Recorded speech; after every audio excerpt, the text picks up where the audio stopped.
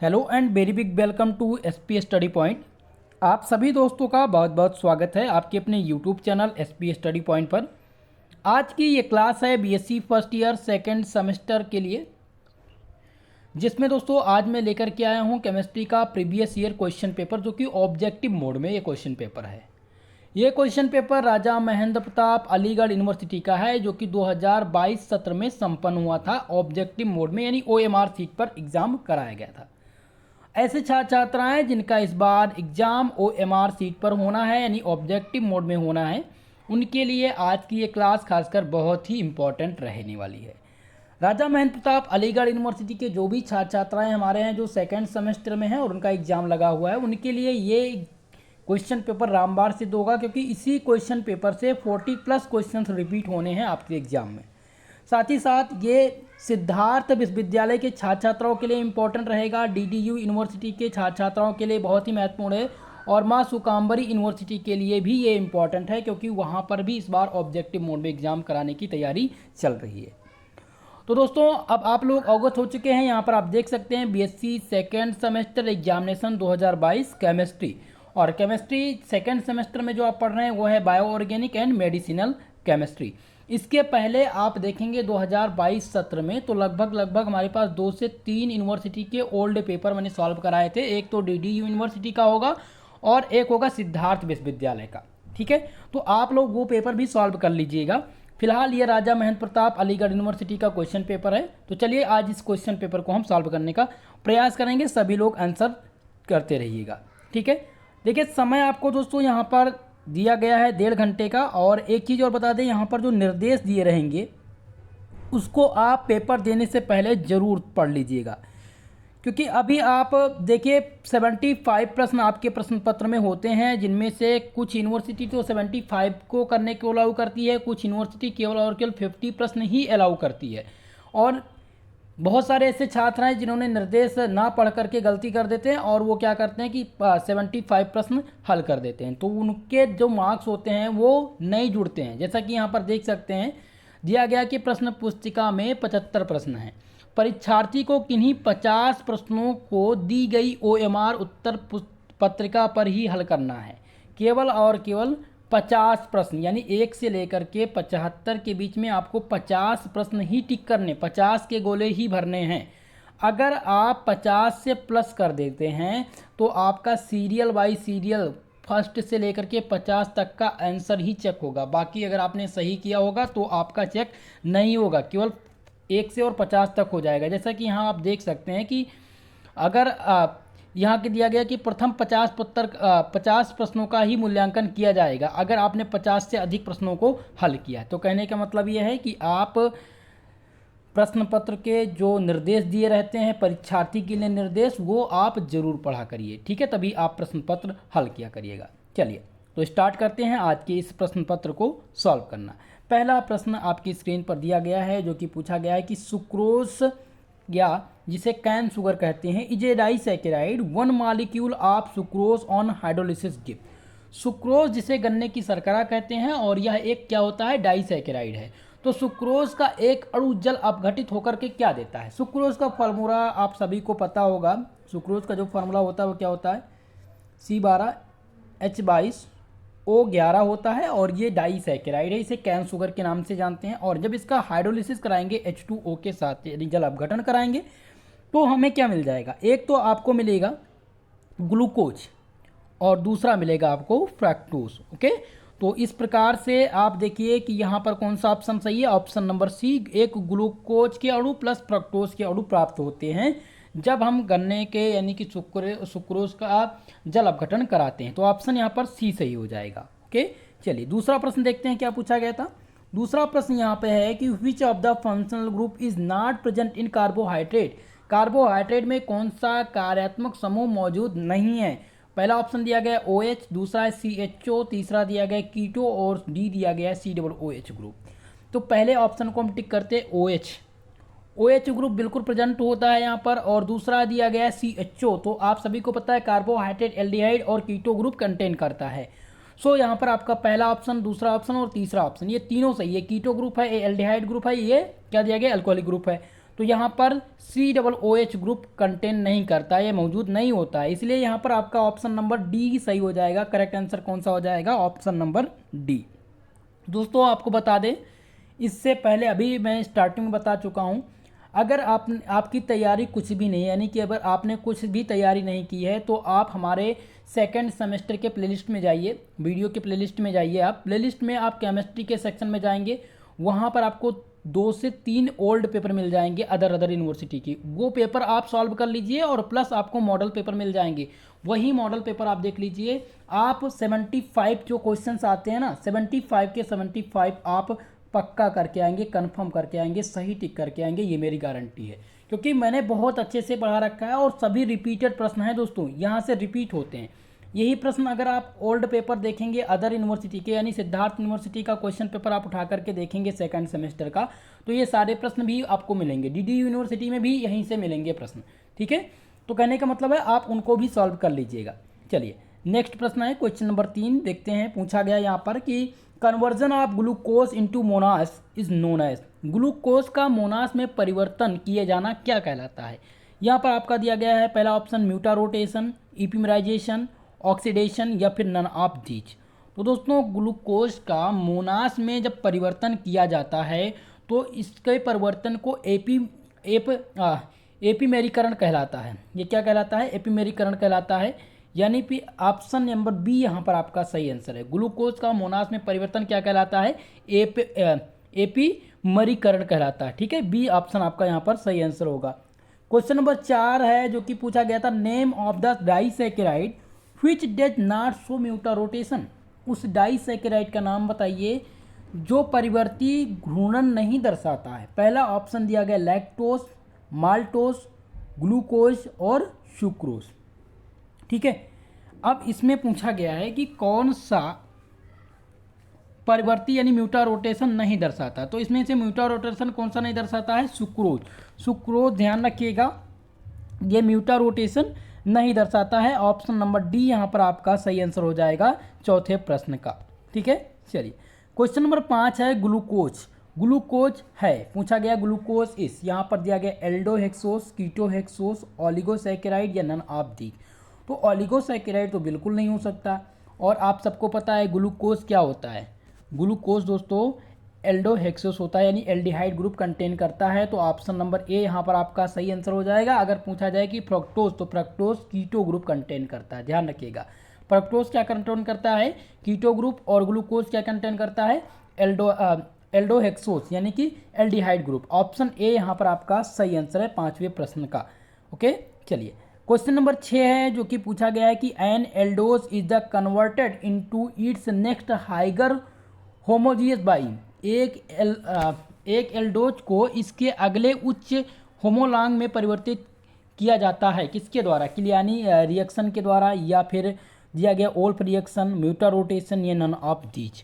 तो दोस्तों इस क्वेश्चन में क्वेश्चन नंबर 6 का जो आंसर हो जाएगा वो हो जाएगा क्लियानी रिएक्शन, क्लियानी अभिक्रिया के द्वारा एक एल्डोज को इसके अगले उच्च होमोलॉन्ग में परिवर्तित किया जाता है। तो 6वें नंबर प्रश्न का क्या हो जाएगा? आंसर हो जाएगा ऑप्शन नंबर ए। क्वेश्चन नंबर 7 है आपका जो कि पूछा गया है, विच of the following is a non reducing sugar. निम्नलिखित में से कौन सा शर्करा अपचाई नहीं है? तो दोस्तों अपचाई और गैर अपचाई शर्करा पहचानने के लिए आपको ध्यान रखना होगा कि ऐसा कंपाउंड जिसमें एल्डिहाइड और कीटो ग्रुप मुक्त रूप से उपलब्ध हों लेकिन वो मुक्त ना हों, ठीक है, उनको आप कहते हैं नॉन रेड्यूसिंग शुगर। तो यहाँ पर दिया गया ग्लूकोज, सुक्रोज, माल्टोज या लैक्टोज। तो दोस्तों आपको बता दें इस क्वेश्चन में सही आंसर हो जाएगा सुक्रोज। सुक्रोज जो है ये एक नॉन रिड्यूसिंग शुगर है, ओके। ऑप्शन नंबर बी यहाँ पर आपका करेक्ट आंसर हो जाएगा, सही जवाब हो जाएगा। नेक्स्ट क्वेश्चन है क्वेश्चन नंबर 8 जो कि पूछा गया है कि name of the method in which aldo D glucose, aldose जिसे क्या कहते हैं? डी ग्लूकोज कहते हैं, is converted into arabinose when it is the first treat with the bromine water. उस विधि का नाम बताइए जिसमें एल्डोस डी ग्लूकोज सबसे पहले ब्रोमीन जल के साथ अपक्रिया करके एल्बिनोस में परिवर्तन किया जाता है। वो कौन सा मेथड है? पहला दिया गया है वोवेल विधि, रफ विधि या डेमन विधि या इनमें से कोई नहीं। तो दोस्तों इस क्वेश्चन में क्वेश्चन नंबर 8 का जो सही आंसर है वो ऑप्शन नंबर बी है, रफ विधि द्वारा, रफ मेथड द्वारा यानी कि डी ग्लूकोज को ब्रोमीन जल के साथ अपक्रिया करके एरेबिनोस में परिवर्तित किया जाता है। वो कौन सी विधि है? वो रफ की विधि है, रफ मेथड है। ऑप्शन बी यहाँ पर आपका सही आंसर है। ओके, चलिए क्वेश्चन नंबर 9 आपका है दोस्तों, glucose and galactose are, glucose और गैलेक्टोज हैं, ये दोनों एनोमर हैं या फिर डाइसैकेराइड हैं या ओलिगोसैकेराइड हैं या एपीमर हैं। तो दोस्तों आप सबको पता होना चाहिए इस क्वेश्चन का आंसर कि ग्लूकोज और गैलेक्टोज ये दोनों क्या हैं? ये एपीमर हैं। क्या हैं? एक दूसरे के एपीमर हैं। ऑप्शन नंबर डी यहाँ पर आपका करेक्ट आंसर हो जाएगा, सही जवाब हो जाएगा 9 नंबर प्रश्न का। क्वेश्चन नंबर 10 है आपका, जो कि पूछा गया है कि hydrolysis of sucrose is called, sucrose का जल अपघटन क्या कहलाता है? शर्करा का प्रतिलोम, साबुनीकरण, जलयोन या फिर उपरोक्त सभी। Hydrolysis of sugar is called, तो hydrolysis of sugar is called inversion of sugar. क्या कहलाता है? इन्वर्जन ऑफ शुगर कहलाता है, यानी शर्करा का प्रतिलोमन कहलाता है। ऑप्शन ए यहाँ पर सही हो जाएगा 10 नंबर प्रश्न का। बहुत ही इंपॉर्टेंट प्रश्न है दोस्तों। आप सबसे मेरा निवेदन है, जितने भी छात्र छात्राएं हमारे इस वीडियो को देख रहे हैं, प्लीज़ वीडियो को लाइक शेयर कर दीजिएगा और चैनल को सब्सक्राइब कर लीजिए। सेकेंड सेमेस्टर की क्लास अब स्टार्ट हो चुकी है और अब आपकी नियमित क्लास संचालित की जाएगी, जिसमें आपके ऑल सब्जेक्ट सम्मिलित रहेंगे। मैं केमिस्ट्री का क्लास डेली प्रोवाइड कराने का प्रयास करूंगा। बाकी आपके 3 दिन जूलॉजी और 3 दिन आपकी बॉटनी की क्लास भी संचालित होगी। फिजिक्स और मैथ के जो भी स्टूडेंट हैं उनका मॉडल पेपर आप लोग को प्रोवाइड हो जाएगा, जल्द ही आपको मॉडल पेपर मिल जाएगा। ठीक है, तो क्वेश्चन नंबर 11 आप देखिए, पूछा गया Tollens reagent reduce the fructose due to, Tollens reagent reduce यानी टालन रेजेंट जो है किसके कारण टालन रेजेंट टालन अभिकर्मक फ्रक्टोज का अपचयित करता है? तो पहला दिया गया है कि एसिमेट्रिक कार्बन या प्रेजेंस ऑफ CHO ग्रुप या प्रेजेंस ऑफ OH ग्रुप, या फिर दिया गया है एनोलाइजेशन यानी कि जिसे कहते हैं हिंदी में एनोलीकरण।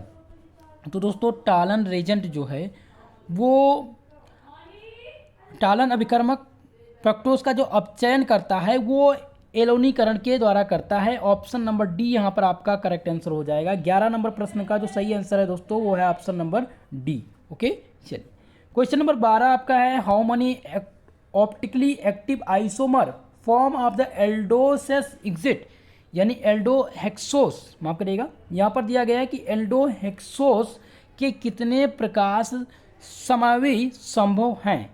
2, 4, 8 या फिर 16। तो एल्डोहेक्सोस के प्रकाश समूह की जो संख्या होती है मैक्सिमम वो होती है 16। कितनी? 16। तो यहाँ पर आपका कौन सा ऑप्शन है? डी ऑप्शन है। यहाँ पर आपका सही आंसर हो जाएगा ऑप्शन नंबर डी। बहुत ही महत्वपूर्ण है, ध्यान रखिएगा, इसी प्रकार के प्रश्न आपके एग्जाम में रिपीट होने हैं। Very very most important question. Okay, चलिए क्वेश्चन नंबर 13 है दोस्तों, which amino acid has no asymmetric carbon, कौन से एमिनो अम्ल में कोई भी असममित कार्बन नहीं होता है? ऑप्शन दिया गया है ए, जिसमें है हिस्टिडीन, ऑप्शन बी है ग्लाइसिन, ऑप्शन सी दिया गया है एलानीन, ऑप्शन डी दिया गया है थ्रियोनीन। ठीक है, तो इसमें आपको क्या बताना था? एमिनो अम्ल जिसमें असममित कार्बन ना हो। तो असममित कार्बन ग्लाइसिन में नहीं है। किस में नहीं है? ग्लाइसिन में असममित कार्बन नहीं है। बाकी हिस्टाडीन, एलानीन और थ्रियोनीन इसमें असममित कार्बन की संख्या पाई जाती है। तो ग्लाइसिन में नहीं पाई जाती है। आपका आंसर हो जाएगा बी नंबर यहाँ पर, ग्लाइसिन। ओके, क्वेश्चन नंबर 14 आपका है, जो कि पूछा गया विच of the following is non essential amino acid, निम्नलिखित में से कौन सा गैर आवश्यक एमिनो अम्ल है? ऑप्शन है ग्लाइसिन, एस्पार्टिक अम्ल, एलानीन या उपरोक्त सभी। तो आपको बता दें इस क्वेश्चन में आपके जो करेक्ट आंसर हैं ये ऑल ऑफ दीज होंगे, उपरोक्त सभी, क्योंकि इनमें गैर आवश्यक एमिनो अम्ल ग्लाइसिन भी है, एस्पार्टिक एसिड भी है और एलानीन भी है। ठीक है, इसीलिए ऑप्शन नंबर डी यहाँ पर आपका सही है। तीनों आपके सही आंसर है। क्वेश्चन नंबर 15 है दोस्तों, जो कि पूछा गया है कि what type A helix is observed in proteins, protein में किस प्रकार की कुंडलिनी संरचना पाई जाती है? लेफ्ट हैंडेड हेलिक्स या राइट हैंडेड हेलिक्स या फिर पैरेलल डबल हेलिक्स या फिर दिया गया है एंटी पैरेलल डबल हेलिक्स। तो इस क्वेश्चन में 15 नंबर प्रश्न में आपके जो सही आंसर हैं दोस्तों वो हैं ऑप्शन नंबर बी। इसमें दक्षिणावर्ती कुंडलिनी पाई जाती है, राइट हैंडेड हेलिक्स पाई जाती है प्रोटीन में। यानी कि प्रोटीन जो है वो कौन सा संरचना ऑब्जर्व करता है? तो वो राइट हैंडेड हेलिक्स यानी दक्षिणावर्ती कुंडलिनी ऑब्जर्व करती है। ऑप्शन नंबर यहाँ पर बी आपके सही आंसर हो जाएंगे क्वेश्चन नंबर 15 के। ओके, क्वेश्चन नंबर 16 है जो कि पूछा गया lysine in is which types of amino acid. Lysine किस प्रकार का एमिनो अम्ल है? आपके ऑप्शन दिए गए हैं दोस्तों, basic amino acid, acidic amino acid, natural amino acid या फिर बीटा एमिनो एसिड। तो लाइसिन दोस्तों किस प्रकार का एमिनो अम्ल है? तो लाइसिन एक प्रकार का क्षारीय एमिनो अम्ल है जिसे इंग्लिश में कहते हैं बेसिक एमिनो एसिड। ओके, तो ऑप्शन ए यहाँ पर आपका सही आंसर हो जाएगा 16 नंबर क्वेश्चंस का। आप सबसे निवेदन है कि आप सब कमेंट सेशन में कमेंट करते रहिए, कमेंट बॉक्स में आपने आंसर भी देने का प्रयास करिए। ठीक है, जिनको भी पता है इसका आंसर वो आंसर देने का प्रयास करेंगे। ठीक है, क्वेश्चन नंबर 17 है कि the N terminal amino acid is a peptide identified by. Peptide का एन टर्मिनल एमिनो अम्ल किसके द्वारा पहचाना जाता है? तो यहाँ पर आपके ऑप्शन दिए गए हैं कि कार्बोक्सी पेप्टाइड ए या फिनाइल आइसोटोसाइनाइड के द्वारा, या ऑप्शन सी दिया गया है कि ट्रिप्सिन, ऑप्शन डी दिया गया है इलास्टेस। तो दोस्तों आपको बता दें इस क्वेश्चन में जो आपके सही आंसर हैं वो ऑप्शन बी होंगे, क्योंकि पेप्टाइड का एन टर्मिनल एमिनो अम्ल जो पहचाना जाता है वो फेनिल आस्थियोसाइनाइड के द्वारा पहचाना जाता है। तो ऑप्शन बी यहाँ पर आपके सही आंसर हो जाएंगे 17 नंबर प्रश्न का। ठीक है, क्वेश्चन नंबर 18 की तरफ बढ़ेंगे। 18वां प्रश्न है ए मेटल आयन को फैक्टर एक्ट एस, यानी कि धातु आयन सहकारक व्यवहार करते हैं लुईस क्षार की तरह, लुईस अम्ल की तरह, या लुईस अम्ल या क्षार दोनों की तरह, या इनमें से कोई नहीं। तो ए मेटल को फैक्टर जो एक्स एस हैं यानी कि एक धातु आयन सहकारिता व्यवहार जो करते हैं दोस्तों वो लुईस एसिड की तरह करते हैं। किसकी तरह? लुईस अम्ल की तरह व्यवहार करते हैं। सो आपका जो 18 नंबर क्वेश्चन है इसका सही आंसर हो जाएगा ऑप्शन नंबर बी। ओके, अगला प्रश्न है क्वेश्चन नंबर 19 जो कि है which of these is an enzyme. निम्नलिखित में से कौन सा एक एंजाइम है? ट्रिप्सिन, इंसुलिन या फिर दिया गया ग्लूटाथोन या कोलेजन। ठीक है, अब आपको इसमें पहचानना है कि कौन सा एक एंजाइम है। तो अब एंजाइम की पहचान करेंगे आप। पहला दिया गया ट्रिप्सिन, तो ट्रिप्सिन क्या है दोस्तों? यह एक प्रकार का एंजाइम है। ऑप्शन नंबर ए आपका यहाँ पर सही आंसर हो जाएगा क्वेश्चन नंबर 19 का। बाकी बात करें इंसुलिन क्या है, सभी लोग कमेंट करके बताइए इंसुलिन क्या है और कोलाजेन क्या है। कोलाजेन और इंसुलिन ये क्या हैं आप सभी कमेंट करके बताइएगा। एंजाइम है, प्रोटीन है या फिर एक प्रकार के उत्प्रेरक हैं। क्वेश्चन नंबर 19 यहाँ पर मैं स्टार्ट कर देता हूँ, आप सब इसका स्क्रीनशॉट करके आप कमेंट बॉक्स में कमेंट करने का प्रयास करेंगे। हालांकि इसमें एंजाइम पूछा गया था तो ट्रिप्सिन एक प्रकार की एंजाइम है जो कि ऑप्शन नंबर ए यहाँ पर आपका सही आंसर है। क्वेश्चन नंबर 20 है जो कि पूछा गया कि protein denaturation occur in the presence of, यानी प्रोटीन का विकृतीकरण किसकी उपस्थिति में होता है? यूरिया, कार्बनिक विलायक, ताप या उपरोक्त सभी। तो इस क्वेश्चन में जो आपके सही आंसर हैं वो ऑप्शन नंबर डी होंगे, क्योंकि प्रोटीन का जो डीनेचुरेशन होता है, protein denaturation occurs in the presence of urea, organic solvent, heat, इन सब की उपस्थिति में होता है। सो यहाँ पर ऑप्शन नंबर डी सही हो जाएगा, करेक्ट आंसर हो जाएगा option number D. Question number 21 है आपका दोस्तों जो कि पूछा गया है कि protein is a polymer made of.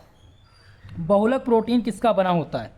Carbohydrate का, एमिनो एसिड का, न्यूक्लिक एसिड का या फिर कार्बोक्सिलिक एसिड का। तो जो बहुलक प्रोटीन होते हैं मित्रों वो किससे बनी होती हैं? वो एमिनो अम्ल से मिलकर के बनी होती हैं। बहुलक protein are made up of amino acid. Option number B यहाँ पर आपके करेक्ट आंसर हो जाएंगे, सही जवाब हो जाएंगे। नेक्स्ट क्वेश्चन है क्वेश्चन नंबर 22 जो कि पूछा गया है कि which of the following technique is use to determine of protein structure. Protein संरचना के निर्धारण के लिए इनमें से किस तकनीक का उपयोग किया जाता है? तो प्रोटीन की संरचना के निर्धारण के लिए दोस्तों इनमें से एक्सरे क्रिस्टलोग्राफी का भी प्रयोग किया जाता है, क्रोमेटोग्राफी का भी प्रयोग किया जाता है और यूवी विजिबल का भी प्रयोग किया जाता है। सो यहाँ पर आपके जो सही आंसर होंगे वो हो जाएंगे ऑप्शन नंबर डी, उपरोक्त सभी आपका यहाँ पर करेक्ट आंसर हो जाएगा। ठीक है, ध्यान रखिएगा इस प्रश्न के आंसर। जब भी प्रोटीन का निर्धारण हो कि प्रोटीन की संरचना का निर्धारण किस प्रकार से करते हैं, तो एक्सरे क्रिस्टलोग्राफी यूवी विजिबल के द्वारा भी किया जाता है। ठीक है, चलिए क्वेश्चन नंबर 23 है जो कि पूछा गया है कि amino acid are insoluble in, amino अम्ल किसमें घुलनशील मतलब घुलनशील होते हैं? एमिनो अम्ल घुलनशील होते हैं। पहला ऑप्शन दिया गया है CH3COOH, CH3COOH।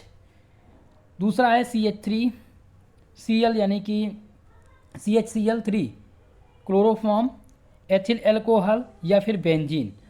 तो आपको बताना है इसमें मेथिल एसीटेट में होते हैं या फिर क्लोरोफॉर्म या फिर एथिल एल्कोहल या बेंजीन। इन सब में से जो एमिनो अम्ल हैं वो घुलनशील होते हैं। तो एमिनो अम्ल किस में घुलनशील होते हैं दोस्तों? तो बेंजीन में घुलनशील होते हैं। आपके ऑप्शन नंबर डी यहाँ पर आपका करेक्ट आंसर हो जाएगा 23 नंबर क्वेश्चन का। क्वेश्चन नंबर 24 है मोनोमर ऑफ न्यूक्लिक एसिड इस, न्यूक्लिक अम्ल का एकलक है न्यूक्लियोटाइड्स, न्यूक्लियोसाइड, एमिनो एसिड या कार्बोक्सिलिक एसिड। तो न्यूक्लिक अम्ल का एकलक पूछा गया, मोनोमर पूछा गया, मोनोमर ऑफ न्यूक्लिक एसिड। तो न्यूक्लिक एसिड का जो मोनोमर है वो है न्यूक्लियोटाइड। ध्यान रखिएगा, न्यूक्लियोटाइड्स जो है वो न्यूक्लिक एसिड का मोनोमर है। ठीक है, जब भी मोनोमर की बात हो और ये क्वेश्चन रिपीट होंगे, ध्यान रखिएगा। मोनोमर जब भी पूछा जाएगा कि मोनोमर ऑफ न्यूक्लिक एसिड, तो आप ध्यान रखेंगे न्यूक्लियोटाइड, न्यूक्लियोसाइड नहीं लगा दीजिएगा, न्यूक्लियोटाइड। ओके, ऑप्शन ए यहाँ पर आपके सही आंसर है। क्वेश्चन नंबर 25 है what is the structure of thiamine, thiamine संरचना, थायमीन की संरचना आपको बतानी है। थायमीन का संरचना इनमें से कौन सा है? तो थायमीन का जो संरचना है दोस्तों वो इस प्रकार से बनता है, मैं यहाँ पर बनाने का प्रयास करूँगा। ठीक है, NH और यहाँ पे आ जाएगा आपका सिंगल बॉन्ड और यहाँ पे हो जाएगा CH3 डबल बॉन्ड O और यहाँ पे हो जाएगा H और N, ये हो जाएगा डबल बॉन्ड O। तो इस प्रकार से संरचना कौन सी है दोस्तों, प्रश्न पूछे जाएंगे, ध्यान रखिएगा ठीक इसी प्रकार से। तो यहाँ पर आपका सी आंसर सही होगा, करेक्ट आंसर हो जाएगा ऑप्शन नंबर सी। ठीक है, 25 नंबर प्रश्न का, 25 नंबर प्रश्न का जो है सी आंसर है। ये थायमीन की संरचना है, याद रख कर लीजिएगा। थायमीन और पैरासीटामॉल, पैरासीटामॉल का फॉर्मूला और संरचना यानी स्ट्रक्चर किस प्रकार से बनता है वो ध्यान रखिएगा, पूछा जाएगा आपसे। सी नंबर प्रश्न आपके यहाँ पर महत्वपूर्ण है, यानी आंसर सही है। क्वेश्चन नंबर 26 है nucleic acid on hydrolysis give, nucleic अम्ल का जल अपघटन कराने पर क्या प्राप्त होता है? Only phosphoric acid, only sugar, only purine या शुगर प्यूरिन बेस या पिरामिडीन एंड फास्फोरिक एसिड। तो आपको बता दें दोस्तों, जब भी न्यूक्लिक अम्ल का जल अपघटन कराएंगे तो आपको शर्करा, प्यूरिन, क्षार, पिरामिडीन और फास्फोरिक अम्ल ये सभी प्राप्त हो सकते हैं। वो आपके कैटालिस्ट के ऊपर निर्भर करता है या आपके प्रोडक्ट के ऊपर निर्भर करता है कि आप किससे इसका जल अपघटन करा रहे हैं। तो ऑप्शन नंबर डी यहाँ पर आपका सही हो जाएगा। 26 नंबर क्वेश्चन का जो सही आंसर है दोस्तों वो है ऑप्शन नंबर डी। अगला प्रश्न है क्वेश्चन नंबर 27 जो कि पूछा गया है which base is not present in RNA, इनमें से कौन सा क्षार आरएनए में उपस्थित नहीं है? थायमीन, यूरेसिल, एडानिन या साइटोसिन। तो आरएनए में जो उपस्थित नहीं है दोस्तों वो है थायमीन, थायमीन आरएनए में नहीं उपस्थित है, बाकी यूरेसिल, एडानिन और साइटोसिन उपस्थित है। सो यहाँ पर ऑप्शन नंबर ए सही हो जाएगा 27 नंबर क्वेश्चन का। क्वेश्चन नंबर 28 ध्यान दीजिएगा जो कि पूछा गया which of these component of nucleotide is heterocyclic, nucleotide का कौन सा अवयव विषम चक्रीय है? यहाँ पर पूछा गया है कि न्यूक्लियोटाइड का कौन सा एक है जो कि विषम चक्रीय है, फास्फेट, फास्फोरिक अम्ल, मोनोसैकेराइड या फिर एडानिन। तो इस क्वेश्चन में दोस्तों आपके जो सही आंसर है 28 नंबर प्रश्न का, इसका करेक्ट आंसर हो जाएगा ऑप्शन नंबर डी, एडानिन आपके करेक्ट आंसर होंगे। इनमें से एडानिन न्यूक्लियोटाइड का कौन सा अवयव विषम चक्रीय है? तो इसमें से एडानिन जो है वो एक प्रकार का हेट्रोसाइक्लिक कंपाउंड है। ऑप्शन डी यहाँ पर आपके सही आंसर हो जाएंगे, डी नंबर ऑप्शन। ओके, चलिए क्वेश्चन नंबर 29 है जो कि पूछा गया है कि what is the hybridization of P and N in triphosphazene. Triphosphazene में फास्फोरस और नाइट्रोजन, ये पी इंडिकेट कर रहा है फास्फोरस और एन इंडिकेट कर रहा है नाइट्रोजन। ट्राईफॉस्फोजीन में फास्फोरस और नाइट्रोजन का संकरण पूछा गया, क्या होगा? तो ट्राईफॉस्फोजीन में फास्फोरस और नाइट्रोजन का जो संकरण है दोस्तों वो है sp3। फास्फोरस में sp3 होगा और नाइट्रोजन में होगा sp2। सो इस प्रकार का कौन सा ऑप्शन है? ऑप्शन नंबर सी यहाँ पर आपके सही आंसर होंगे, करेक्ट आंसर होंगे। नेक्स्ट प्रश्न है क्वेश्चन नंबर 30 जो कि पूछा गया था adenosine is an example of. Adenosine एक एग्जाम्पल है प्यूरिन बेस का या न्यूक्लियोसाइड का या फिर न्यूक्लियोटाइड का या फिर पायरिडॉक्सिन बेस का। तो एडानिन दोस्तों एक उदाहरण है न्यूक्लियोसाइड का। एडानिन किसका एग्जाम्पल है? न्यूक्लियोसाइड का एग्जाम्पल है। सो ऑप्शन नंबर बी यहाँ पर आपके सही आंसर होंगे क्वेश्चन नंबर 30 के। 31 नंबर प्रश्न है क्वेश्चन नंबर 31 जो कि पूछा गया है कि light scattering method use for the determination of. प्रकाश प्राकीर्ण विधि से क्या निर्धारित किया जाता है? MN MW दोनों या इनमें से कोई नहीं। तो प्रकाश प्राकीर्ण विधि से निर्धारित जो किया जाता है वो MW किया जाता है, ठीक है, मॉलिक्यूलर वेट निर्धारित किया जाता है। सो ऑप्शन नंबर बी यहाँ पर आपके सही आंसर है। 31 नंबर प्रश्न का जो सही आंसर है वो ऑप्शन नंबर बी है। ओके, क्वेश्चन नंबर 32 है the correct structure of paracetamol. अभी मैंने पैरासीटामॉल की चर्चा की थी। सो यहाँ पर पैरासीटामॉल का संरचना पूछा गया है कि पैरासीटामॉल का संरचना कौन सा है। तो यहाँ पर दोस्तों आपके जो सही आंसर हो जाएंगे 32 नंबर प्रश्न के वो हो जाएंगे ऑप्शन नंबर बी, ठीक है। ये आपका पैरासीटामॉल का संरचना दिया गया है, ठीक है, ध्यान रखिएगा। यहाँ पर बेंजीन के साथ OH ग्रुप जुड़ा हुआ है और NHCOCH3, ठीक है, ये पैरासीटामॉल का संरचना है और यही इसका फॉर्मूला होता है। ऑप्शन नंबर बी यहाँ पर आपका सही आंसर होगा। क्वेश्चन नंबर 33 है एस्पिरिन पूछा गया है कि aspirin is a acetyl salicylic acid या बेंजल सैलिसिलिक एसिड या क्लोरोबेंजोइक एसिड या फिर दिया गया है यहाँ पर एंथ्रालिनिक अम्ल। तो एस्पिरिन क्या होता है? एस्पिरिन जो है वो एक एसिटिल सैलिसिलिक अम्ल है। एस्पिरिन क्या है? एसिटिल सैलिसिलिक अम्ल। सो यहाँ पे ऑप्शन नंबर ए यहाँ पर आपका करेक्ट आंसर हो जाएगा। 33 नंबर क्वेश्चन का जो सही जवाब है वो ऑप्शन नंबर ए है।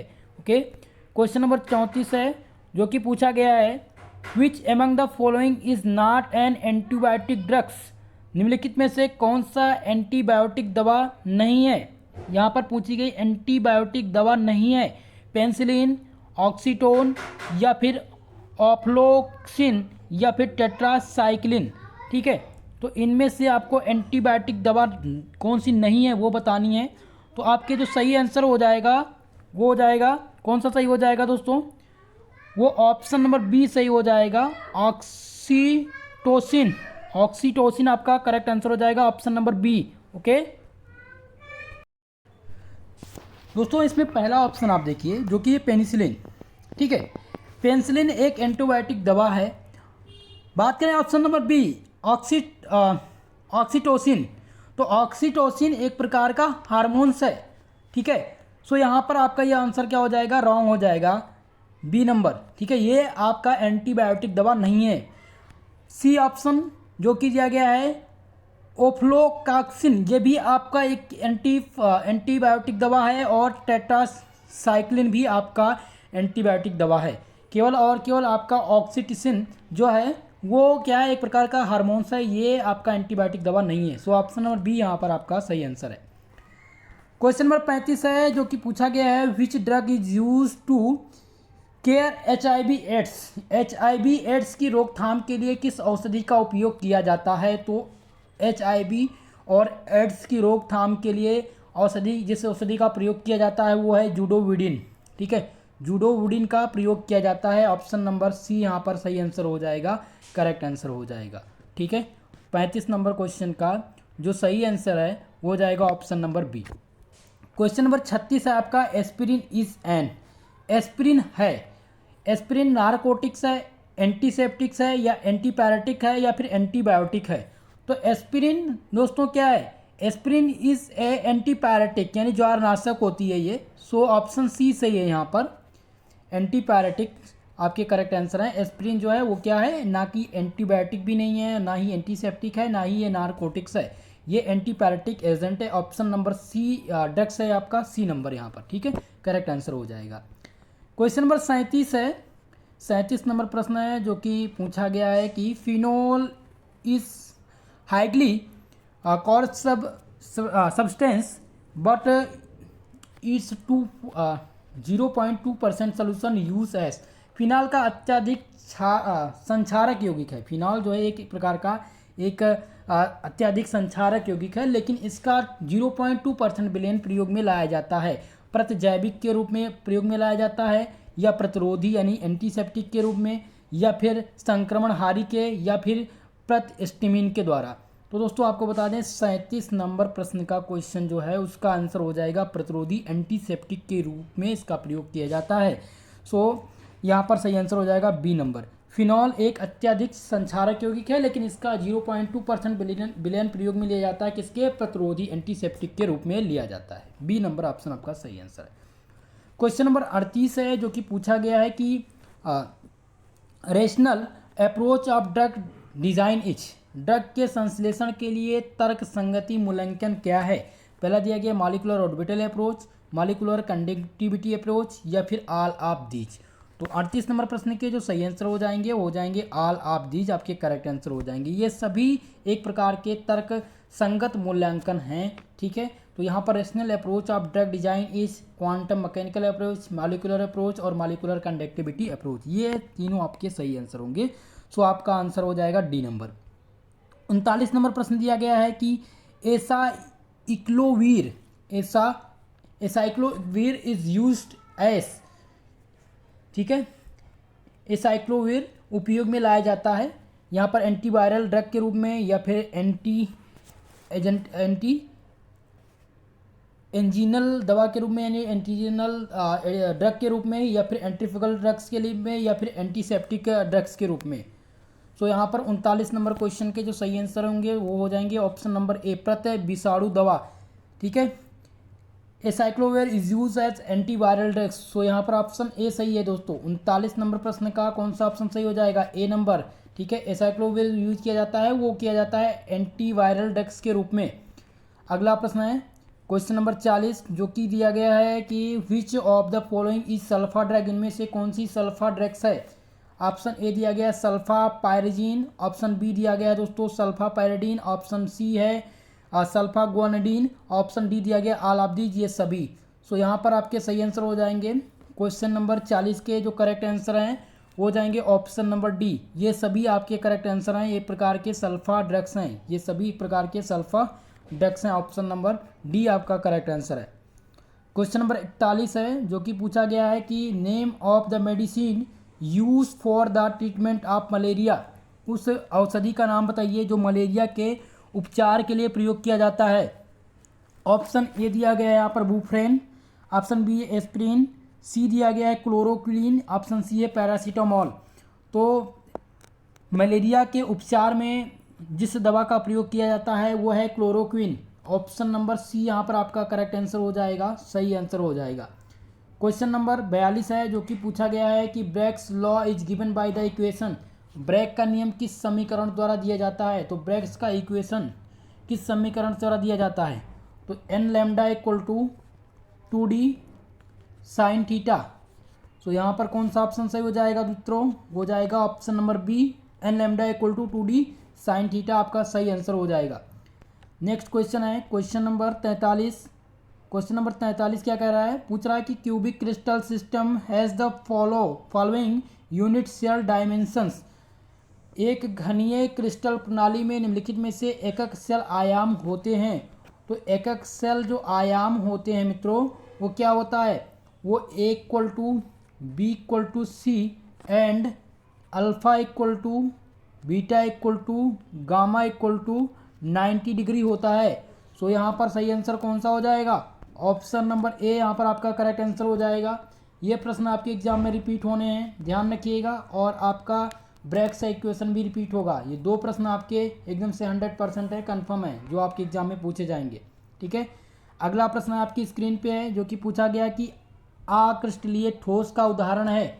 इनमें से कौन सा अक्रिस्टलीय ठोस है? कांच, NaCl, CaCl या MgCl2। तो इसमें से अक्रिस्टलीय जो ठोस है वो है कांच। कांच एक प्रकार का अक्रिस्टलीय ठोस है। सो ऑप्शन नंबर ए सही हो जाएगा क्वेश्चन नंबर 44 का आंसर। ठीक है, चलिए क्वेश्चन नंबर 45 है, जो कि पूछा गया है कि the radius of an ion in a body centred cubic of is a. एक अंतः केंद्रित घनीय किनारे ए में एक आयन की त्रिज्या क्या है? तो जो आयन की इसमें त्रिज्या होगी वो क्या होगी दोस्तों? वो होगी इसमें √3a/4। तो ऑप्शन नंबर बी यहाँ पर आपका सही आंसर हो जाएगा। सही आंसर कौन सा है यहाँ पर? बी नंबर आपका करेक्ट आंसर है। ठीक है, ध्यान रखिएगा इस चीज़ का। यहाँ पर सही आंसर कौन सा हो जाएगा? बी नंबर आपका करेक्ट आंसर हो जाएगा। क्वेश्चन नंबर 46 है, जो कि पूछा गया है कि what will be the Miller indices for a planning given intercept 3a 6b 2c on the XYZ axis respectively. ठीक है, यहाँ पर दिया गया है कि XY और Z अक्ष पर दिए गए अंतःखंड 3a 6b व 2c तल के मिलर घातांक क्या होंगे? तो मिलर इंडिसेस आपको बनानी होगी। ठीक है, मिलर इंडिसेस जब आप बनाएंगे तो उस प्रकार से आप इसके इक्वेशन के द्वारा इसको सॉल्व कर पाएंगे। यहाँ पर मिलर इंडिसेस से 2 प्रश्न आने हैं, ये ध्यान रखिएगा। इसके लिए आप प्रीवियस ईयर क्वेश्चन पेपर जो मैंने बताया है वो आप सॉल्व कर लीजिएगा, और मॉडल पेपर मैं अभी आपको प्रोवाइड कराऊंगा। फिलहाल कल की क्लास में एक और मॉडल पेपर मैं आपको दूंगा, जो कि मेरे द्वारा बनाया गया रहेगा, इंपॉर्टेंट रहेगा, तो उसमें आपको मैं ये क्वेश्चन सॉल्व करा दूंगा। ठीक है, अब इसमें जो आंसर आएगा दोस्तों, यहाँ पर फिलहाल इतना समय नहीं है कि इस क्वेश्चन को फिगर बना करके इक्वेशन के द्वारा इसको सॉल्व किया जा सके। तो 46 का जो सही आंसर इसमें आएगा वो आपका आएगा 213। यहाँ पर कौन सा आंसर हो जाएगा? 213 आएगा। देखिए यहाँ पर हो जाएगा 2, ठीक है, 1 और ये 3। अब समझ रहे हैं? आप इसको ऐसे भी लिख सकते हैं, आंसर कर सकते हैं, क्योंकि यहाँ पर आप देखिए 3, 6 और 2 है। तो आप 2, 1, 3 लिख सकते हैं। इसको कैसे? यहाँ पर 3 1 जा 3, 3 2 जा 6 और 2 1 जा 2। तो इसको आप अपने भाषा में अगर आप शॉर्ट फॉर्म में लिखना चाहें तो आप इस तरह से लिख सकते हैं। जैसे कि एक एग्जांपल मैं आपको दूं, अगर यहाँ पर दे दिया जाए 4a 8b और यहाँ पर दे दिया जाए 3, तो आप किस प्रकार से इसका आंसर कर सकते हैं? अगर आपको कुछ नहीं पता वो आपको आंसर ही करना है, तो आप सबसे पहले क्या करेंगे? यहाँ पर 2 लिखेंगे, यहाँ पर 1 लिखेंगे और यहाँ पर क्या करेंगे? 3 कर देंगे। 3 1 2 1 3, यहाँ भी आपका आंसर आ जाएगा। ठीक है, तो इस प्रकार से आप इसका आंसर कर सकते हैं। हालांकि ये मैं वैसे ट्रिक बता रहा हूँ जब कुछ भी ना पता हो, आपको आंसर ना पता हो। ठीक है, फिलहाल आपको इसको सॉल्व करना पड़ेगा। तो ये आपके इंपॉर्टेंट है क्वेश्चन। अगले प्रश्न की ओर बढ़ेंगे। क्वेश्चन नंबर 47 दिया गया है, जो कि पूछा गया है the coordination number of Na in NaCl। NaCl structure में आपको Na का कोऑर्डिनेशन नंबर बताना है। तो NaCl में जो कोऑर्डिनेशन नंबर होता है वो होता है 6:6 होता है, दोनों बराबर होता है। ठीक है, Na का पूछा जाए चाहे Cl का पूछा जाए, तो Na का 6 और Cl का 6। सो अब यहाँ पर पूछा किसका गया है? Na का पूछा गया है, तो यहाँ पर कौन सा आंसर सही हो जाएगा? डी ऑप्शन यहाँ पर आपके करेक्ट आंसर होंगे। ठीक है, अनुपात जो है वो 6:6 हैं, ध्यान रखिएगा इस चीज़ का। ओके, चलिए नेक्स्ट क्वेश्चन है क्वेश्चन नंबर 48, जो कि पूछा गया crystal structure of the caesium chloride is.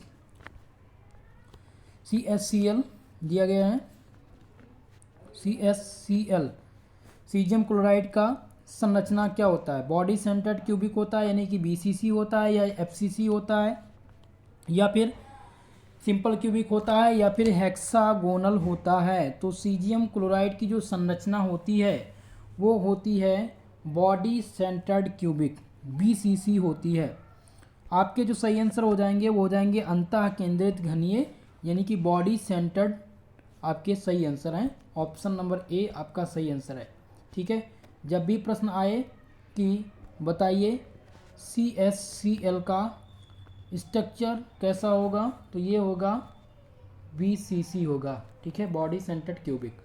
अगला प्रश्न है दोस्तों एलिमेंट्स ऑफ सिमेट्री। तो एलिमेंट्स ऑफ सिमेट्री पूछा गया है, सममिति के तत्व हैं plane of symmetry, axis of symmetry, centre of symmetry. ये सभी दोस्तों आपके एलिमेंट ऑफ सिमेट्री हैं। सो ऑप्शन नंबर डी सही होगा, ऑल ऑफ दी जहाँ पर करेक्ट आंसर होगा इस क्वेश्चन में। नेक्स्ट क्वेश्चन है क्वेश्चन नंबर 50, जो कि पूछा गया आपका Teflon is an example of. Teflon एक उदाहरण है समबहुलक, विषम बहुलक, योगात्मक बहुलक या ए व सी दोनों। तो टेफ्लॉन जो है दोस्तों वो आपका होमो पॉलीमर भी है और एडिशन पॉलीमर भी है। तो यहाँ पर डी आंसर टिक करेंगे। कौन सा? ऑप्शन डी, ए व सी, ये दोनों आपके सही हैं। टेफ्लॉन का एक उदाहरण है होमो पॉलीमर का भी और एडिशन पॉलीमर का भी।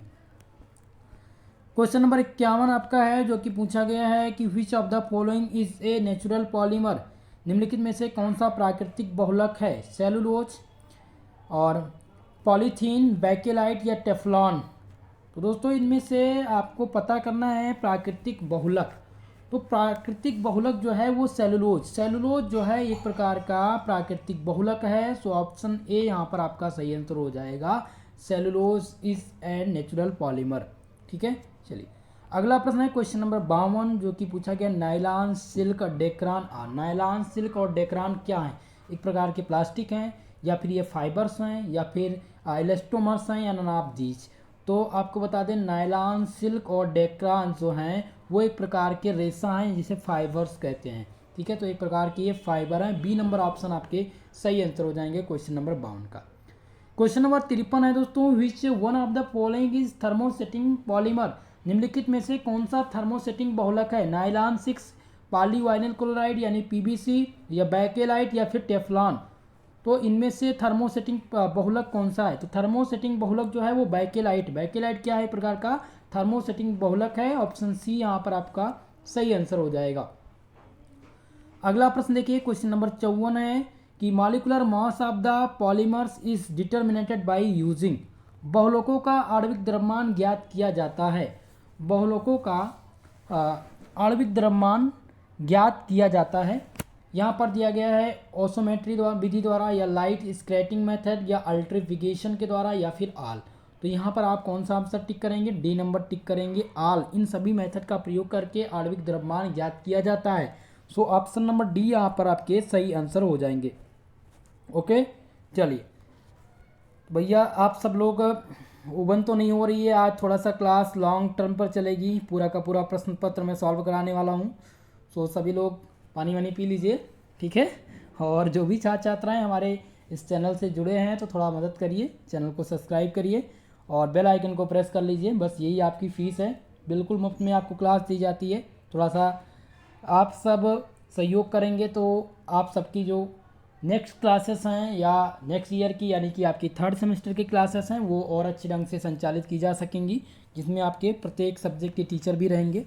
सो आप सबसे बस यही निवेदन है कि आप सब लोग चैनल को सब्सक्राइब कर लीजिएगा, बेल आइकन को प्रेस कर लें ताकि क्लास का नोटिफिकेशन टाइमली आपको मिलता रहे। और जितने भी छात्र छात्राएँ हमारे से वीडियो को देख रहे हैं अभी भी फ़िलहाल, लास्ट में जब भी आपकी क्लास समाप्त हो तो अपना आप फीडबैक ज़रूर दीजिए।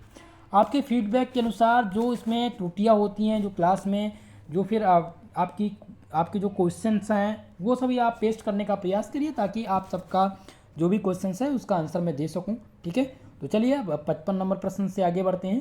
क्वेश्चन नंबर 55 था कि कौन सा प्राकृतिक बहुलक नहीं है? ऊन, सिल्क, चमड़ा या फिर नायलॉन। तो इनमें से प्राकृतिक बहुलक नहीं है, ये पूछा गया भाई। 55 नंबर प्रश्न में जो सही आंसर होगा वो नायलॉन। नायलॉन जो है एक प्रकार का प्राकृतिक बहुलक नहीं है। ठीक है, बाकी अगर बात करें ऊन तो ये भी एक प्रकार के प्राकृतिक यानी नेचुरल पॉलीमर के अंतर्गत आते हैं, और सिल्क भी आता है और चमड़ा भी आता है। तो डी नंबर ऑप्शन आपका यहाँ पर सही आंसर है। नेक्स्ट क्वेश्चन है क्वेश्चन नंबर 56, जो कि पूछा गया कि जिगलर नट्टा उत्प्रेरक हैं। ये क्वेश्चंस ऑल यूनिवर्सिटी अब तक पहुँच चुकी हैं लगभग। जहाँ पर भी ऑब्जेक्टिव एग्जाम हुए हैं MCQ मोड में वहाँ पर एक क्वेश्चन पूछा जरूर गया है, और ये पहला जो अभी मैंने बताया कि प्राकृतिक बहुलक नहीं है ये भी पूछा गया है। तो 56 नंबर प्रश्न में जिगलर नट्टा उत्प्रेरक पूछा गया है। तो जिगलर नट्टा उत्प्रेरक जो है दोस्तों वो कौन सा है यहाँ पर, बी नंबर आपका यहाँ पर सही आंसर है। R3ALTICL4 ये क्या है, एक प्रकार का जिगलर नाटा उत्प्रेरक है। ये सिद्धार्थ यूनिवर्सिटी में भी पूछा गया था और DDU यूनिवर्सिटी में भी पूछा जा चुका है। और ये देख सकते हैं 2022 सत्र का क्वेश्चन पेपर है राजा महेंद्र प्रताप सिंह अलीगढ़ यूनिवर्सिटी का, जो कि वहाँ भी पूछा जा चुका है। ठीक है, तो आप सब इस क्वेश्चन को ध्यान से देख करके तैयार कर लीजिएगा। 57 नंबर प्रश्न है, which is not correct about the polymer. इनमें से बहुलक के बारे में कौन सा सही नहीं है। ऑप्शन ए है polymer does not carry any charge, बहुलक में कोई आवेश नहीं होता। तो बिल्कुल ये चीज़ सत्य है कि बहुलक में कोई भी आवेश नहीं होता। अगला दिया गया B number option. B number option क्या कह रहा है कि the polymer has a high viscosity, बहुलक की सैनता बहुत अधिक होती है, बहुलक की सैनता बहुत अधिक होती है। तो ये भी बिल्कुल सही है। ऑप्शन सी है द पॉलीमर्स स्कैटरिंग लाइट, बहुलक प्रकाश का प्रकीर्णन करते हैं, ये भी आपका सही है। ऑप्शन नंबर डी देखिए क्या कह रहा है, कह रहा है the polymer has low molecular weight, बहुलक में कम आणविक भार होता है, ये गलत है, बहुलक में अधिक आणविक भार होता है।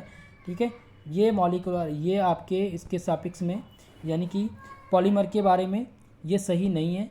ऑप्शन नंबर डी यहाँ पर आपका सही आंसर हो जाएगा, करेक्ट आंसर हो जाएगा। ठीक है, नेक्स्ट क्वेश्चन देखिए, क्वेश्चन नंबर 58 है, जो कि पूछा गया है कि प्राकृतिक बहुलक के लिए बहुविक्षेपण सूचकांक होता है। तो प्राकृतिक बहुलक के लिए जो बहुविक्षेपण सूचकांक है वो कितना होता है, वो 1 होता है, ध्यान रखिएगा 1 होता है। ऑप्शन बी यहाँ पर आपका सही आंसर है क्वेश्चन नंबर 58 का। ये क्वेश्चन रिपीट होगा मित्रों, ध्यान दे लीजिएगा, 1 आपका यहाँ पर करेक्ट आंसर होगा। जब भी पूछा जाए कि प्राकृतिक बहुलक के लिए बहुविक्षेपण सूचकांक, तो आप बताएंगे कितना, 1 होता है।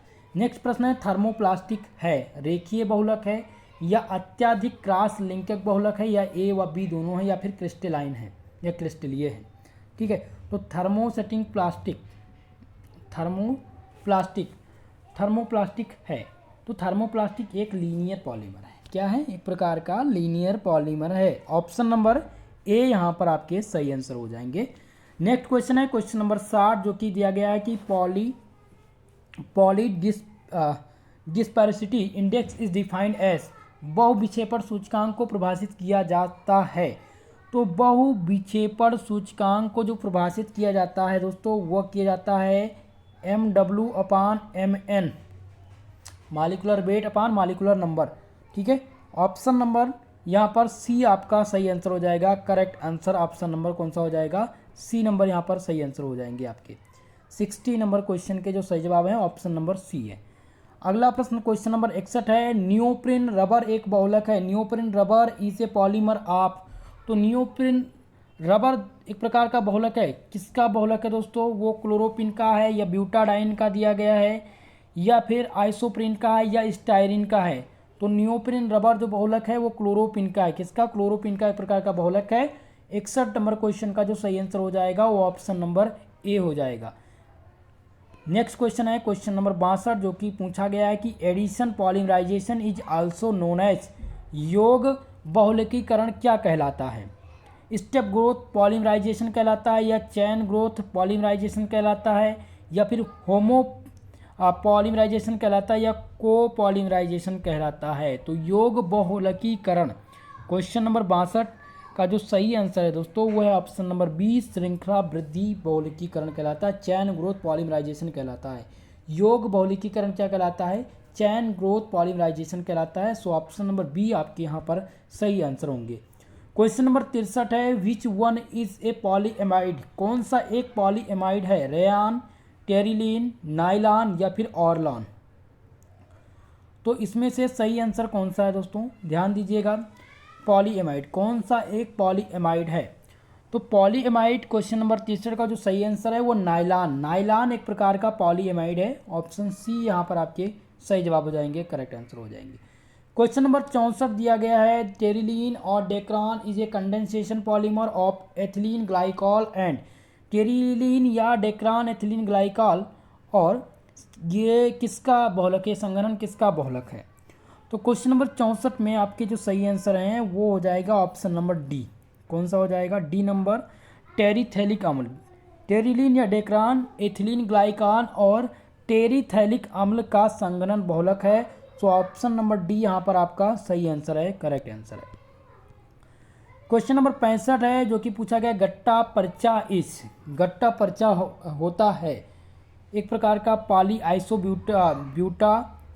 ब्यूटाइलिन, या ऑप्शन बी दिया गया cis polyisoprene, trans polyisoprene, या फिर पॉली इथाइलिन। ये क्वेश्चन पहली बार मैं देख रहा हूँ इस क्वेश्चन में, ठीक है, प्रश्न पत्र में, और मुझे अभी तक ये प्रश्न नहीं मिला है। फिलहाल मैंने जो बताया है वो आपके सिलेबस में भी मैंने नहीं बताया है, और ये प्रश्न हालांकि सिलेबस में है लेकिन ऑब्जेक्टिव मोड में मुझे देखने को ये क्वेश्चन नहीं मिला, ठीक है। तो 65 नंबर प्रश्न, ये गट्टा पर्चा क्या होता है, इसका आप लोग कमेंट सेक्शन में कमेंट करके आंसर देने का प्रयास कीजिएगा। फिलहाल मुझे तो इसके बारे में अभी एग्जैक्टली नहीं पता है, तो मैं कमेंट जो है इसका सर्च करके मैं कमेंट सेक्शन में इसका आंसर देने का प्रयास करूंगा 65 नंबर क्वेश्चन का। अगर आपको पता है तो आप आंसर करिएगा, ओके। चलिए क्वेश्चन नंबर 66 है, आरलान बहुलक है वाइनल क्लोराइड का, वाइनल क्लोराइड या वाइनल साइनाइड का, या फिर साइट्रीन का, या इनमें से कोई नहीं। तो आरलान जो एक बहुलक है, आरलान किसका बहुलक है दोस्तों, तो ये बहुलक है वाइनल साइनाइड का, वाइनल साइनाइड का बहुलक है। ऑप्शन नंबर ए यहाँ पर आपका सही आंसर हो जाएगा 66 नंबर क्वेश्चन का, ठीक है। क्वेश्चन नंबर 67 दिया गया है, अणुओं की समान संख्या मिलाई जाती है जिसके अणुभार हैं, अणुओं की समान संख्या, equal number of molecular with M1 equal to 10,000 and M2 equal to 1 lakhs are mixed, calculate the Mn number average molecular mass. Average molecular mass यहाँ पर ज्ञात करना है। तो जब आप इसका एवरेज मॉलिक्यूलर मास निकालेंगे तो इसमें जो संख्या आएगी वो कितनी आएगी, तो दोस्तों एवरेज मॉलिक्यूलर यानी Mn नंबर आपको यहाँ पर निकालना है। ध्यान रखिएगा, ये क्वेश्चंस खूब पूछे जाते हैं, एक प्रश्न यहाँ से हर बार बनता है और इस बार भी बनेगा, ध्यान रखिएगा इस क्वेश्चन का। तो इसमें M1 और M2 का मान दिया गया है, जिसमें से Mn का बताना है आपको, Mn नंबर यानी नंबर एवरेज मॉलिक्यूलर मास आपको फाइंड करना है। तो इस क्वेश्चन में जब सॉल्व करेंगे आप लोग तो इस क्वेश्चन का जो सही आंसर आएगा दोस्तों वो आएगा 55,000। सो यहाँ पर आपके जो सही आंसर रहेंगे वो बी नंबर रहेंगे। इसको सॉल्व करने की विधि में इससे 2 से 3 प्रश्न आपको सॉल्व कराऊंगा नेक्स्ट मॉडल पेपर में, ओके, ध्यान रखिएगा इस क्वेश्चन का। अगला प्रश्न देखिए जो कि दिया गया है 68 नंबर प्रश्न, निम्नलिखित में से कौन सा योग बहुलकीकरण नहीं होता है, वाइनिल, बेंजीन, या फिर दिया गया है प्रोयालिन, या फिर इथेन, या फिर इथाइन। तो इनमें से आपसे पूछा गया है कि कौन सा योग बहुलकीकरण नहीं होता है। योग बहुलकीकरण इनमें से इथेन जो है ये योग बहुलकीकरण नहीं होता है, बाकी ये सभी योग बहुलकीकरण है। सी नंबर ऑप्शन आपका यहाँ पर सही आंसर हो जाएगा। अगला प्रश्न दिया गया है क्वेश्चन नंबर 69 दिया गया है कि in free radical mechanism in the step in which two very large free radicals combine to each other it called. मुक्त मूलक क्रिया विधि वह पद है जिसमें दो बड़े मुक्त मूलक आपस में जुड़ते हैं, क्या कहलाता है, श्रृंखला पद कहलाता है, चैन इंटेंटिंग स्टेप कहलाता है, या फिर श्रृंखला संचारण पद कहलाता है, या श्रृंखला समाप्त पद कहलाता है, या श्रृंखला वृद्धि कहलाता है, यानी चैन ग्रोथ स्टेप कहलाता है, या फिर चैन टर्मिनेटिंग स्टेप कहलाता है, या प्रोपगेशन स्टेप कहलाता है।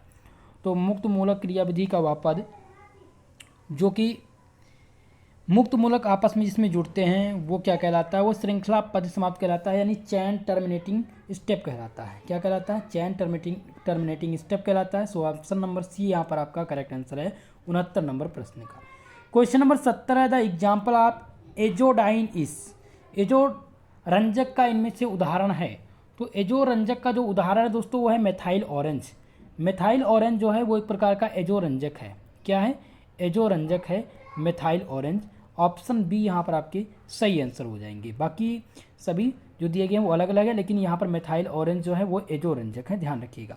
क्वेश्चन नंबर 71 है दोस्तों, पूछा गया malachite green is a types of, malachite green is a types of dye. Malachite green निम्न में से किस प्रकार का रंजक है, एजोडाइन है, या फिर टाइपफेनिल मिथेन डाई है, या फिर वेट डाई है। तो मेलेकाइट ग्रीन जो है वो एक प्रकार का टाइफिनाइल मेथेन रंजक है। ऑप्शन सी यहाँ पर आपके सही आंसर हो जाएंगे 71 क्वेश्चन का, 70 नंबर 1। क्वेश्चन नंबर 72 है 72, which one is naturally occurring dye, कौन सा प्राकृतिक रूप से पाया जाने वाला रंजक है? Malachite green, Congo red, methyl orange या फिर इंडिगो। तो इनमें से पूछा गया कि प्राकृतिक रूप में पाया जाने वाला, तो यहाँ पर आपका आंसर हो जाएगा इंडिगो। इंडिगो जो है प्राकृतिक रूप में पाया जाने वाला एक प्रकार का रंजक है, बाकी इनमें प्राकृतिक रंजक नहीं है। ऑप्शन डी यहाँ पर सही आंसर होगा, इंडिगो आपकी करेक्ट आंसर है यहाँ पर। ओके, क्वेश्चन नंबर 73 है, रंग देने वाले समूह को क्या कहते हैं? Colour producing group are called auxochrome या फिर क्रोमोगेन, यानी जिसको वर्ण को उत्पादक कहते हैं, या ऑप्शन सी दिया गया है क्रोमोफोर्स, इसे वर्णमूलक कहते हैं, या ऑल ऑफ एबव। 73 नंबर प्रश्न का जो सही आंसर है वो मित्रों हो जाएगा ऑप्शन नंबर सी, वर्णमूलक। वर्णमूलक रंग देने वाले समूह को क्या कहते हैं? वर्णमूलक कहते हैं। ऑप्शन सी यहाँ पर आपका करेक्ट आंसर है। ओके, अगला प्रश्न है क्वेश्चन नंबर 74 नंबर प्रश्न दिया गया है, in the preparation of indigo dye N phenyl glycine is converted to indoxyl and by the use of. Indigo रंजक में एन फिनाइल ग्लाइसिन का उपयोग इंडॉक्सिल में परिवर्तित हो जाता है, NaNH2 KOH, या हीट, या फिर उपरोक्त सभी, यानी ऑल ऑफ दिस। इस क्वेश्चन का आंसर आपका होगा ऑल ऑफ दिस, यानी ये सभी होगा।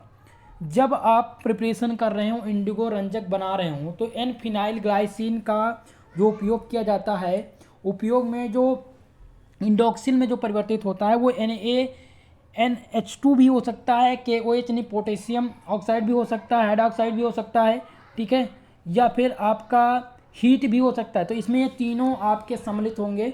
सो ऑप्शन नंबर डी यहाँ पर आपका सही आंसर होगा। और ये रिपीट हो चुका है दोस्तों, 3 यूनिवर्सिटी इस क्वेश्चन को पूछ चुकी हैं, सो इम्पोर्टेंट है आपके लिए। इस प्रश्न पत्र का लास्ट प्रश्न है, विच of the following is incorrect pair, निम्नलिखित में से कौन सा त्रुटिपूर्ण युग्म है? इनमें से कौन सा त्रुटिपूर्ण युग्म है? आपके पहले ऑप्शन दिए गए हैं कि फिनेलेप्थीन और एंथ्राक्विनोन रंजक। ऑप्शन बी दिया गया है एलिजरीन और एंथ्राक्विनिन रंजक, तो ये आपके तो सही आंसर हैं। सी आपका दिया गया कांगो रेड एजो रंजक, ये भी आपका सही है। डी आपका मेथाइल ऑरेंज और एजोडाई, ये भी सही है। लेकिन ऑप्शन नंबर ए आपका यहाँ पर गलत हो जाएगा। फिनेलेप्थीन जो दिया गया एंथ्राक्विनोन रंजक, ये एंथ्राक्विनोन रंजक नहीं है।